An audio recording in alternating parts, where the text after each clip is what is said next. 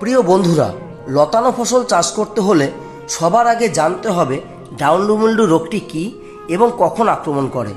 কারণ যে কোনো লতানো ফসলে এই রোগটি একটি সমস্যার কারণ। যে কোনো লতানো ফসল, সেটা আপনার শসা হতে পারে, উচ্ছে বা করলা হতে পারে, ঝিঙে হতে পারে, লাউ হতে পারে, কুমড়ো হতে পারে। আর যদি আঙ্গুর ফলের চাষ হয় তাহলে তো কথাই নেই, এই ডাউন্ডু মিল্ডু রোগটি আক্রমণ করবেই। যে কোনো লতানো ফসলের পাতায় দেখবেন হলুদ টিপটিপ দাগ পড়ছে। দাগগুলি বড় হয়ে সমস্ত পাতা হলুদ হয়ে একদম ঝলসে যাবে। পাতায় যে ক্লোরোফিল থাকে সেটাকে নষ্ট করে দেবে, ফলে গাছ দুর্বল হয়ে পড়বে। সঠিক সময়ে রোগনাশক স্প্রে না করলে অল্প সময়ের মধ্যেই সারা জমি ডাউন্ডু মিল্ডুর আক্রমণে একদম শেষ হয়ে যাবে। ফলে আপনি প্রচুর ক্ষতির সম্মুখীন হবেন।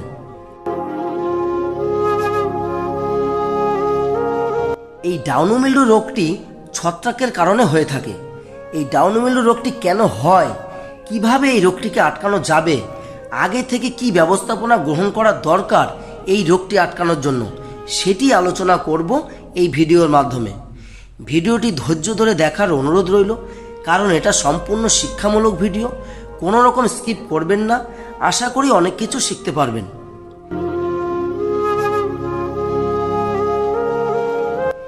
এই ভিডিওতে অনেকগুলি ছত্রাকনাশকের নাম বলবো, যেগুলি বর্তমান সময়ে দারুণ কাজ করছে। আর আমার বাংলাদেশের বন্ধুদের জন্য প্রতিটা ছত্রাকনাশকের নাম স্ক্রিনে লিখে দেব, আপনারা যে কোনো কোম্পানির কিনে দিতে পারেন।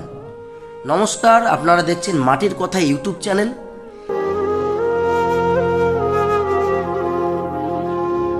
বিভিন্ন ফসলে বিভিন্ন ছত্রাকের কারণে ডাউন্ডু মিল্ডু রোগ লাগে, তবে মূলত লতানো ফসলে 3টি ছত্রাকের কারণে ডাউন্ডু মিল্ডু রোগ লাগে।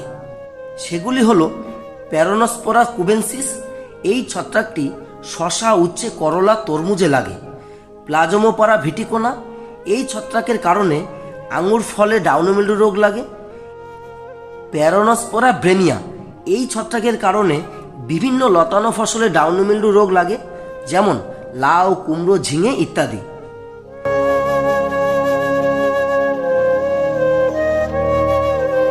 এই ডাউন্ডু মিল্ডু রোগের জীবাণুগুলি মাটিতে দীর্ঘদিন সুপ্ত অবস্থায় থাকতে পারে এবং অনুকূল পরিবেশে, যেমন উচ্চ আর্দ্রতা এবং উষ্ণ তাপমাত্রায় নতুন করে সংক্রমণ করতে পারে। তাই যে কোনো ফসল চাষ করার আগে জমি কিছুদিন ফেলে রাখতে হবে এবং মাঝে মাঝে লাঙল দিয়ে চাষ করে মাটি উলটপালট করে রোদ খাওয়াতে হবে এবং মাটিতে জৈব হিসাবে পর্যাপ্ত পরিমাণে গোবরের সার প্রয়োগ করতে হবে। সাথে ট্রাইকোডার্মা ভিরিডি এবং সিউডোমোনাস মিশিয়ে মাটিতে প্রয়োগ করতে হবে।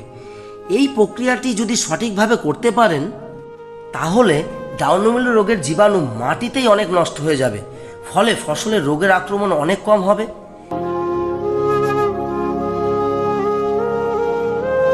এবারে আসি, কোন আবহাওয়ায় ডাউন্ডু মিল্ডু রোগ লতানো ফসলে সবচেয়ে বেশি আক্রমণ করে। আর্দ্র ও ভেজা আবহাওয়ায় লতানো ফসলে ডাউন্ডু মিল্ডু রোগ বেশি লাগে।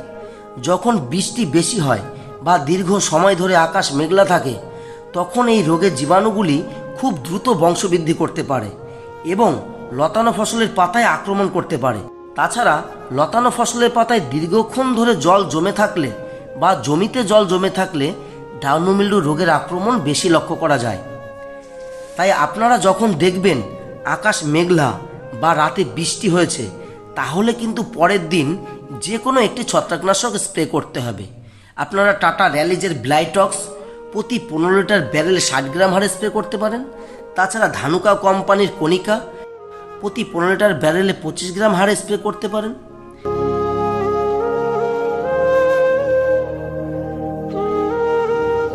তাছাড়া শীতকাল হলে যখন দেখবেন খুব ঘন কুয়াশা পড়ছে, কুয়াশার জল দীর্ঘক্ষণ যে কোনো লতানো ফসলের পাতায় জমে থাকছে, তখন কিন্তু সতর্কতা অবলম্বন করতে হবে। ধরেই নিতে হবে ডাউন্ডু মিল্ডু রোগ লাগতে পারে। তাই ওই সময় 3 দিন অন্তর অন্তর হেভি ছত্রাকনাশক প্রয়োগ করতে হবে, যেমন কৃষি রসায়ন কোম্পানির ফ্লিক্স সুপার প্রতি 15 লিটার ব্যারেলে 50 গ্রাম হারে, কিংবা বিএসএফ কোম্পানির অ্যাগ্রোবাটের সাথে পলিরাম একসাথে মিশিয়ে স্প্রে করতে পারেন। ডোজ হলো অ্যাগ্রোবাট 15 লিটার ব্যারেলে 15 গ্রাম, পলিরাম 15 লিটার ব্যারেলে 40 গ্রাম একসাথে মিশিয়ে স্প্রে করবেন।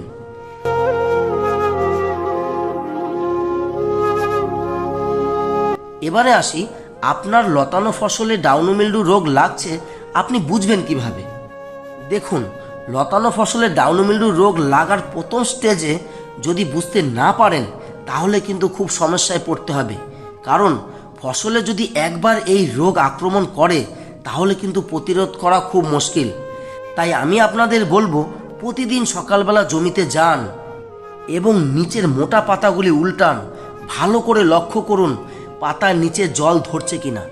যদি দেখেন পাতার উল্টো পিঠে জল ধরছে তাহলে আপনাকে ধরে নিতেই হবে আপনার জমিতে ডাউন মিল্ডু রোগ লাগছে। তাহলে সঙ্গে সঙ্গে ব্যবস্থা গ্রহণ করতে হবে, অর্থাৎ রোগনাশক স্প্রে করতে হবে।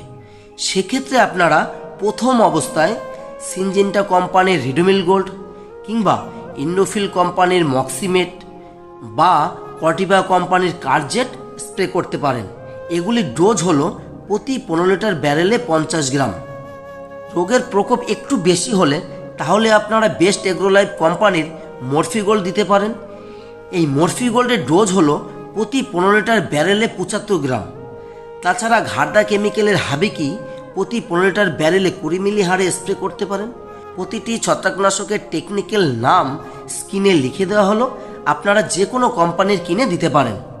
তাছাড়া আরেকটি বিষয় হলো, যে কোনো লতানো ফসলের রোগ প্রতিরোধ ক্ষমতা গড়ে তুলতে হবে। তার জন্য সঠিকভাবে সার ব্যবস্থাপনা করা দরকার। অর্থাৎ যে কোনো ফসলে রাসায়নিক সার সুষম করে প্রয়োগ করতে হবে। তার জন্য আপনাদের জানতে হবে কোন লতানো ফসলে কী অনুপাতে রাসায়নিক সার খায়। সেক্ষেত্রে আপনারা নিজ ব্লকের কৃষি দপ্তরের সঙ্গে যোগাযোগ করতে পারেন এবং তাদের নির্দেশিকা মেনে জমিতে রাসায়নিক সার প্রয়োগ করতে পারেন।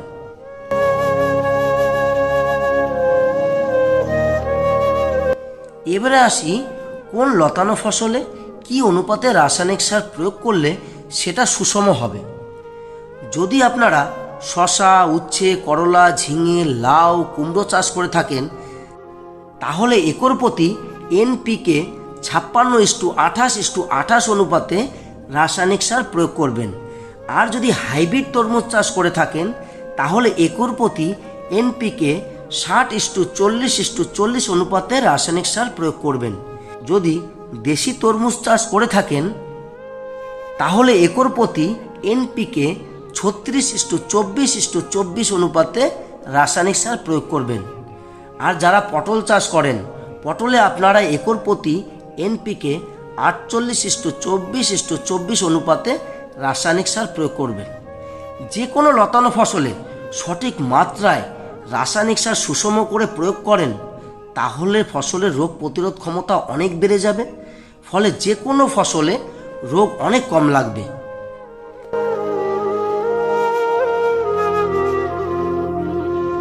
যেহেতু লতানো ফসল চাষ করতে গেলে ডাউন মিল্ডু রোগ একটি প্রধান সমস্যার কারণ, কেননা এই রোগটির প্রকোপ এতটাই বেশি থাকে যে রোগটি জমিতে আক্রমণ করলে অল্প দিনের মধ্যে সমস্ত জমি শেষ করে দিতে পারে। তাই আমি আপনাদের অনুরোধ করব, জমিতে নিয়মিত ছত্রাকনাশক স্প্রে করুন। 5 থেকে 7 দিন অন্তর অন্তর স্প্রে করবেন। প্রথম দিকে অর্থাৎ চারা অবস্থায় আপনারা ব্লাইটক্স কিংবা কনিকা স্প্রে করতে পারেন। ফুলজালি চলে আসলে কিন্তু এই 2 ছত্রাকনাশক স্প্রে করবেন না, কারণ ফুলজালি ঝরে যাবার সম্ভাবনা থাকে। তাছাড়া আপনারা রিডোমিল গোল্ড, মক্সিমেট, সাইমক্স, কার্জেটও স্প্রে করতে পারেন। গাছ একটু বড় হলে আপনারা কৃষি রসায়ন কোম্পানির ফ্লিক্স সুপার দিতে পারেন কিংবা অ্যাগ্রোবাটের সঙ্গে পলিরাম মিশিয়ে স্প্রে করতে পারেন। গাছে ফুলজালি চলে আসলে ঘাড়দা কেমিক্যালের হাবেকি কিংবা বেস্ট এগ্রোলাইফ কোম্পানির মরফিগোল্ড স্প্রে করতে পারেন। তবে যাই স্প্রে করেন না কেন ঘুরিয়ে ফিরিয়ে স্প্রে করবেন। ভিডিওটি এই পর্যন্তই। যদি ভালো লেগে থাকে বন্ধুদের মধ্যে প্রচুর শেয়ার করে দেবেন। সবাই ভালো থাকবেন, সুস্থ থাকবেন। ধন্যবাদ।